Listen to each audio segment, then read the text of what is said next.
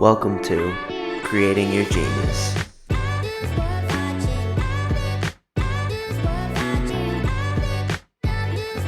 Artlist.io.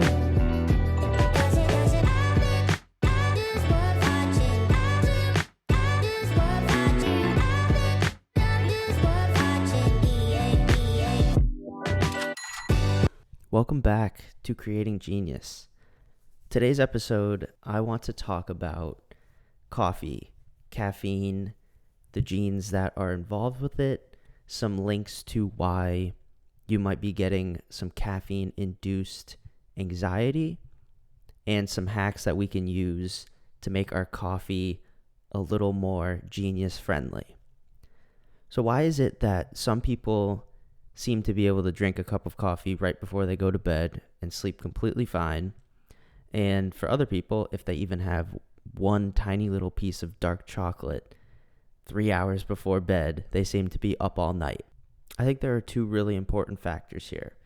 One is going to be genetics, and the other one is going to be the source of caffeine you're getting it from. And I will dive into those more later and explore more of the details about that. But first, let's back up a little bit. What exactly is caffeine, and what does it do in the body? Caffeine is a naturally occurring compound found in coffee, cacao, some tea leaves, guarana, and it's added to many other products in a very concentrated form, like energy drinks, sodas, some gum, and medication.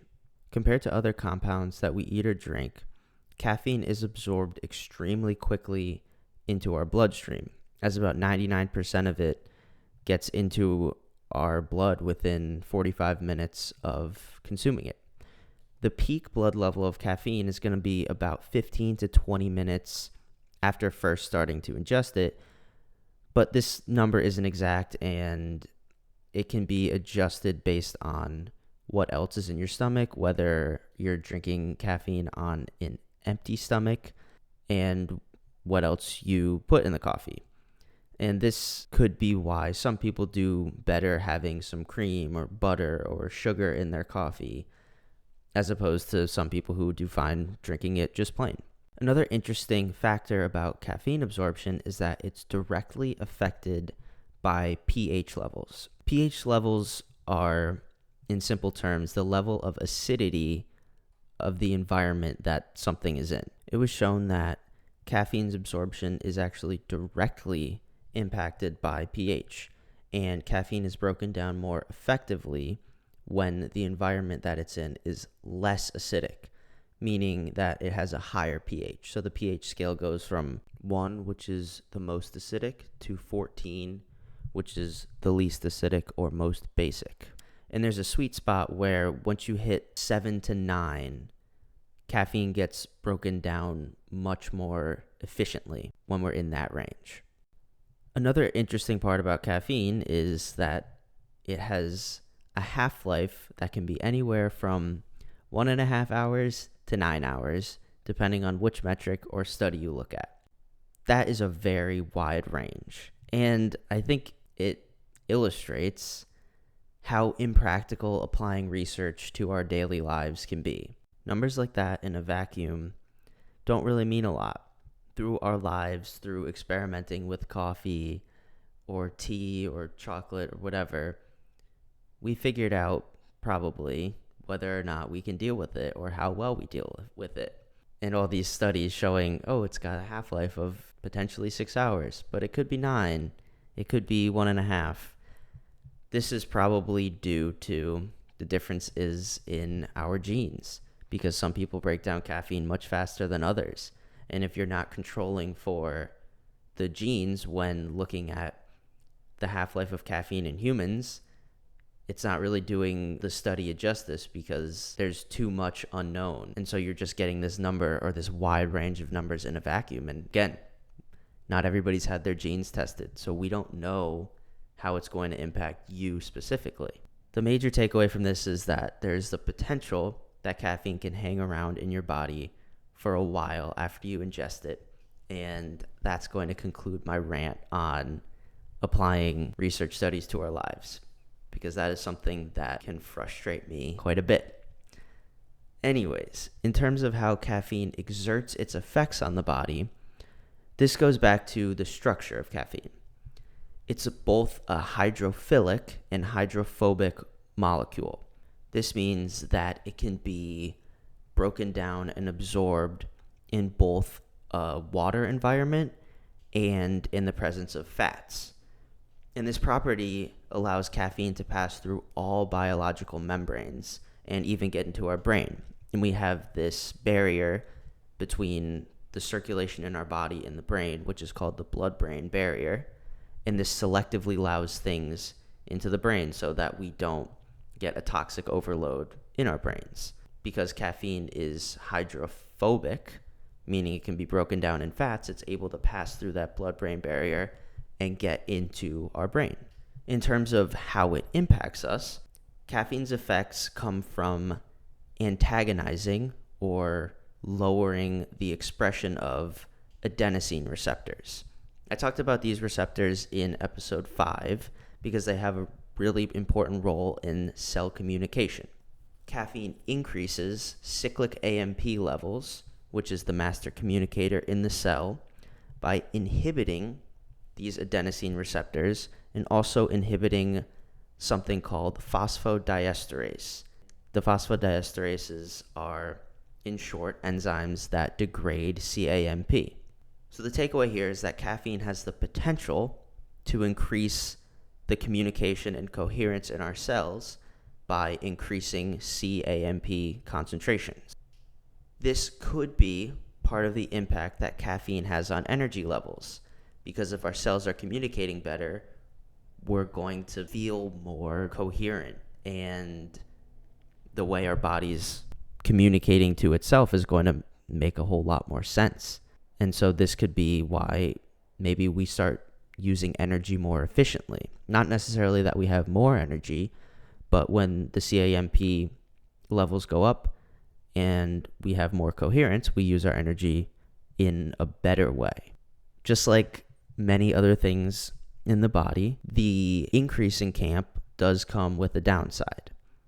And this price of caffeine's impact is by inhibiting something called a GABA receptor. GABA is a calming neurotransmitter which plays an important part in our ability to sleep, as well as having anti-anxiety effects. Part of the beauty of our body's ability to create this molecule of GABA is it's made by taking glutamate, which is an excitatory neurotransmitter, and combines it with a few other things to make this GABA. So when we make GABA, we're not only lowering the levels of excitement in the brain by changing the form of glutamate, we're also increasing the level of a calming neurotransmitter in GABA. In a paper called Caffeine Induces Neurobehavior Effects Through Modulating Neurotransmitters, they talk about how caffeine in both low and high doses was found to increase free glutamate levels in the brains of rats.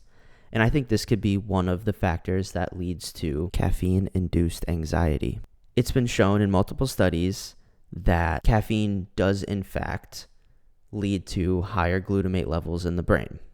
This other one, called Caffeine Promotes Glutamate and Histamine Release in the Posterior Hypothalamus, illustrates that point exactly, where about 30 minutes after caffeine administration, there were significant increases in both glutamate and histamine levels in the posterior hypothalamus of these rats, and those levels remained elevated for at least 140 minutes.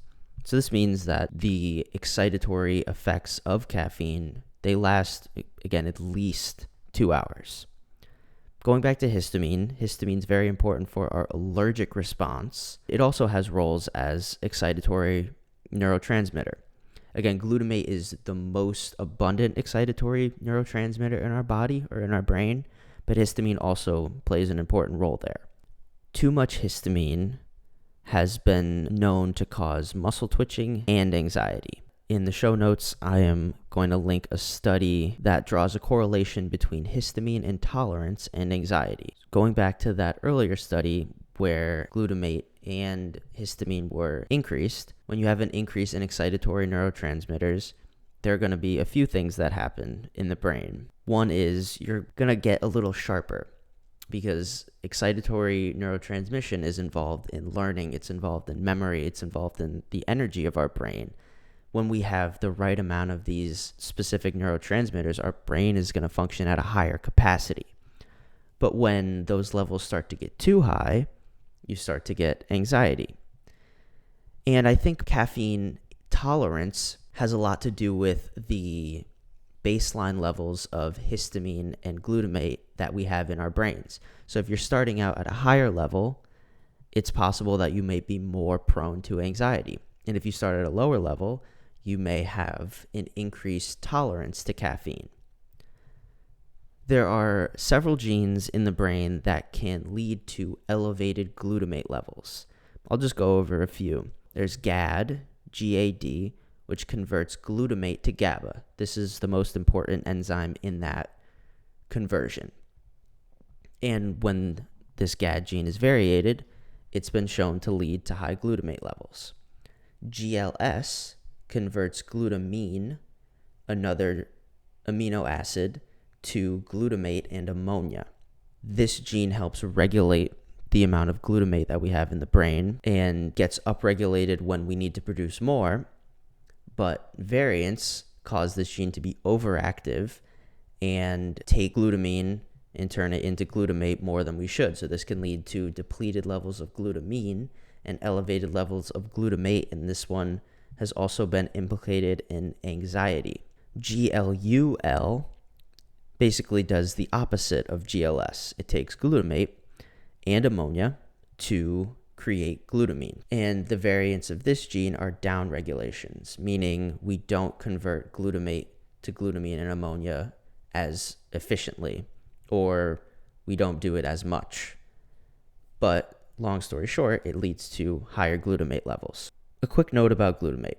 Like I mentioned before, it is important for our brain's ability to function. And high levels of glutamate are actually implicated in higher intelligence. A study correlated occipital glutamate levels to a higher capacity of working memory. And there's another really interesting study that used glutamate and GABA levels to actually predict how participants would do on math assessments. Once the brain was fully formed, higher glutamate levels accurately predicted better results on these mathematical assessments. And this study is called Predicting Learning and Achievement Using GABA and Glutamate Concentrations in Human Development. So again, I think this could be part of why some people, when they have their morning coffee, it really helps them sharpen up. You get the release of these excitatory neurotransmitters, and it's almost like waking your brain up. At the same time, if you're already starting out with higher levels of glutamate, it could be kind of pushed over the edge when you have caffeine and could lead to anxiety and jitters. I do want to focus on one gene that breaks down histamine. There's a whole entire pathway that focuses on this, but I think for the purpose of today's show, there's one gene that I do want to look into, and I think that is going to be all that's really relevant here. So this gene is called ABP1. This gene makes an enzyme called DAO, and this DAO enzyme directly breaks down histamine. And I mention this gene because low DAO levels are the most common cause of histamine intolerance. Like I said before, the levels of glutamate and histamine that we're starting out with probably play a very important role in how we respond to caffeine. At the same time, we do have our specific set of genes that actually are involved in the breakdown of caffeine. The histamine and glutamate genes are sort of downstream effects that can happen when we ingest caffeine. So I think this is a nice segue to looking at those genes that play a direct role in caffeine breakdown. The first one is CYP1A2, and this is the main metabolizer of caffeine in our body. There are 3 possible genotypes, which are associated with 3 different speeds of metabolizing caffeine. Fast metabolizers are going to feel the least stimulating effects of caffeine. Intermediate metabolizers are in the middle, and then slow metabolizers are going to feel the most stimulated and break caffeine down the slowest. So they're going to have the highest levels of caffeine after the longest duration post ingesting it. My personal opinion is that slow metabolizers who have underlying issues with glutamate and histamine, these are likely the people that they eat one piece of chocolate too close to bedtime and they just can't sleep. Or these are people that just can't tolerate caffeine at all. They get too jittery and too anxious. Another gene that's important for caffeine's effect on the body is called ADORA2A. This gene encodes for the adenosine receptor 2A. This one is a little bit different than the adenosine receptors that I was mentioning earlier, as well as what I mentioned in episode 5. The A2 receptor is different than the A1 receptor. The A1 receptor, when it gets activated, decreases cyclic AMP or CAMP levels in the cells. But the A2 receptor, when it gets activated, it actually increases them. And caffeine structure is very similar to adenosine, and caffeine actually has the ability to downregulate all adenosine receptors in the body and in the brain. The literature for this ADORA2A gene is very interesting because it seems like all genotypes seem to have a negative impact on either their sleep or effects on sleep due to caffeine. And there's actually one genotype that predicts a higher level of caffeine consumption, which is pretty fascinating. But at the same time, because it seems like even the wild type or the non-variated version of this gene has issues with caffeine, it leads me to believe that either the CYP gene or the glutamate and histamine levels are more important for how caffeine affects us than the adenosine receptor gene. The last gene or set of genes that I want to take a look at are the HLA genes, specifically HLA-DRA and DQA2. These genes are actually most implicated in peanut allergy and mold sensitivity. And why I'm mentioning them here is because coffee is notorious for being moldy. All legumes are susceptible to mold growth, but coffee beans, because of the way they're dried and stored, and even the way that they're heated and processed when we're making the coffee, make them especially prone to mold growth. Exposure to mold stimulates inflammatory cytokines like IL-6, TNF-alpha, IL-1 beta, and a whole other host of inflammatory mediators in the body. And just when you think mold couldn't get worse, mold has actually also been shown to induce a histamine response in the body as part of the immune response. So this can create quite a nasty cycle where you get exposed to mold, you have these inflammatory cytokines get released, and you also have a histamine release. The histamine release causes another cascade of activation of immune cells, which leads to another release of these cytokines, and it just can become a pretty nasty cycle. Because of this inflammatory cascade, I believe that moldy coffee has the potential to be the number one player in coffee-induced anxiety. And having these HLA variants increases your susceptibility to the toxic effects of mold. I think everybody is probably not supposed to be exposed to mold. Mold is not good for any of us, but for people with variants on these genes, it seems to be that they are more susceptible to the negative inflammatory effects from mold.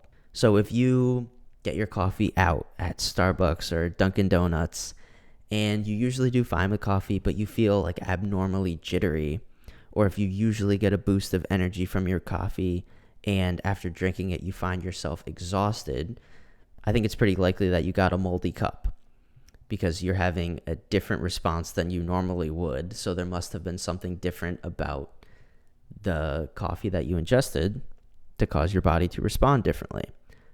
The best way to avoid this is to get your coffee from companies that test their beans for mold. There are a bunch of them that do this. Unfortunately, there is a sacrifice in time. If you're on the go, a lot of the chain coffee companies aren't using mold-tested beans as far as I know. So you're going to have to make these at home. But the companies that I like the best are Purity, Life Boost, Danger Coffee, and Kion.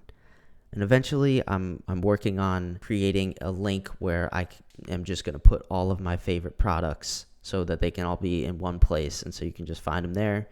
That is coming, I hope, soon, but I haven't put it together yet. A tip for if you feel terrible after getting a potentially moldy cup of coffee: have a tablespoon of sugar, which is going to help calm down the initial mold reaction. And an hour after that, have some activated charcoal. Activated charcoal has been shown to effectively bind mycotoxins, which are the toxins in mold. It's best taken on an empty stomach away from any food. If you're feeling really terribly, you might as well just take it with the sugar or as soon after you start feeling the mold effects as possible. But ideally, to get the most benefit out of it, take it away from other stuff. Beyond just getting mold-free coffee, what are some other things that we can do to optimize our coffee? And if you're a slow caffeine metabolizer, how can you get the most out of it and lessen the anxiety effects from it? I just mentioned this, but it always starts with getting the highest quality coffee beans. Getting mold-free coffee beans is absolutely the number one tip I can give, and there's no substitute for quality here, especially because of mold's effect on histamine and inflammatory cytokines. If you've got histamine issues, it's doubly important to make sure that you're getting mold-free coffee. Beyond just buying mold-free beans, some other ways that you can lower the histamine and mold in the coffee is to store them in a cool, dry place. And there's been some, I don't want to say research, but there's some schools of thought that maybe making cold brew is a way to lessen the histamine release that comes from when you heat the beans. And if we're talking about the types of coffee that are going to have either the highest levels of mold and histamine to the least, if you are in a situation where you need to get a cup of coffee out or you ran out of what you have at home, the best seems to be cold brew. The next best is going to be espresso because it's made quickly and it's heated in sort of one go. And the least ideal option is going to be drip coffee, especially if you're getting it out, because it's going to be heated and sitting in one place for a very long time. And the heat, the moisture, and the letting it sit for a while, those are perfect ingredients for having some mold growth. So the best, if you're getting coffee at like Starbucks or Dunkin', or I don't know what other coffee chains there are, those are the only ones I can think of off the top of my head. Cold brew's the best, espresso or Americano next best, and then try to avoid drip if you can. Speaking of histamine, one of the ways to tell that if the main cause of your caffeine intolerance is actually histamine intolerance is going to be if you're getting muscle twitches after having the caffeine. Because we know that coffee itself can have histamine and the caffeine can cause a histamine release in the body. And we know that histamine can contribute to muscle twitching and muscle spasms. If that happens consistently after you're drinking your coffee, it's more than likely that histamine is your big player here. Luckily, you can actually take that DAO enzyme that I talked about orally. Zymogen makes a great product called HistDAO, and a company called Professional Health Products makes a product called ABP1 Assist. Both of these products have the DAO, and ABP1 also has, or ABP1 Assist also has other ingredients in it that will help support some of the other histamine breakdown pathways. That section was more about avoiding some toxins, but let's get into some more fun hacks that we can do to get the most out of our coffee. Another one for anxiety, but this can also be used for focus, is to add L-Theanine, a compound found in green tea that has been shown to block the binding of glutamate to its receptors in the brain, and has also been shown to decrease the stress response in individuals. I actually used to use L-Theanine to sleep, and this is another great use for it. But when paired with caffeine, there are a lot of anecdotes of people saying that it really helps give them clean energy and focus, and it gives them the boost from coffee, but without the jitters. So this might be one of the ways that you can hack your coffee to give you some cleaner energy. The research on this is not great, but many people rave about putting some sort of fat in their coffee. It's been shown that MCT oil mixed with caffeine does help boost ketogenesis. So if you're on a keto diet, some MCT oil in there can be a perfect hack to help kind of push you into that keto state. And having any sort of food or fat or basically anything in your stomach does slow caffeine metabolism. So for slow metabolizers who could have like higher levels of circulating caffeine for longer, even though this might sound a little counterintuitive, putting some fat in the coffee might help because it's going to slow down the rate that coffee or the caffeine gets into the bloodstream, and that's going to help with the anti-anxiety effects. Coffee on its own, or caffeine, has been shown to decrease the building of new fats, and it's also been shown to increase the levels of oxidation of fatty acids, basically using fats for energy. So coffee is actually a great hack to use on your fast. If you're using your fast for weight loss purposes, have a cup of black coffee, ideally about 90 minutes after waking up, and that's basically breakfast. There's some pretty good research showing that coffee does help impact our body's ability to use our own fat for energy. But if your main goal is to just kind of get into ketogenesis, throw some MCT oil or butter in there. Contrary to popular belief, coffee is actually not dehydrating. And I've seen some research showing that water is actually more of a diuretic than caffeine. Especially if you drink coffee first thing in the morning, adding some electrolytes may be beneficial. One of the thoughts behind adding electrolytes to your coffee is that electrolytes are more basic. They're going to raise the pH of the environment, and they're going to make the coffee itself less acidic. There's a misconception about electrolytes and changing the pH in the body, where a lot of what we ingest is just not going to do that. We don't really change the pH levels in our body in any meaningful way when we have electrolytes or whatever hacks that or strategies people are saying that to alkalinize your body or make yourself more acidic so you can produce more energy. There's really not great research behind actually changing our own body's pH. But what you can do is you can change the pH of the coffee before you drink it to make it less acidic so that it's easier for your body to break it down. And this might be a really good idea for people who are extremely sensitive to it. So you put some electrolytes in the coffee, or you have them sort of together so that they're kind of getting into your body at around the same rate. Again, I'm not entirely sure about the research behind this, but intuitively, I think it makes the most sense if you're worried about the acidity of the coffee, put your electrolytes directly in it and neutralize the acid before you drink it, as opposed to trying to neutralize it in your stomach, which again, I'm not sure how effective we can really be at doing that. LMNT and Relight are both great electrolyte blends that I use myself. I use them more for hydrating when I'm exercising as opposed to putting them in my coffee, but they're reputable brands that I enjoy, so I'm going to recommend them here. For like a supercharged coffee, you could combine some fats, electrolytes, and L-Theanine. And this might be the perfect thing for a slow caffeine metabolizer who also has some potential glutamate issues, like the anti-anxiety coffee. Again, I can't stress it enough. The quality of the beans that you're getting is going to be the most important thing here. If there's one takeaway, opt for mold-free coffee beans, because that's going to have an outsized effect compared to any of the other adjustments to your coffee that you can make. The genetic piece of caffeine plays a really important role in how we deal with it.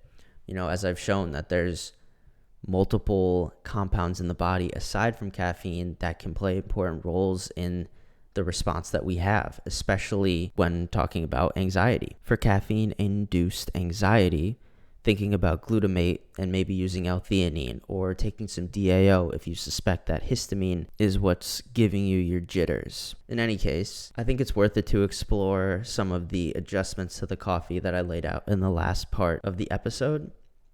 And I'm sure that something in there will help you continue to find and create your genius. Thank you for tuning in, and I will see you next time.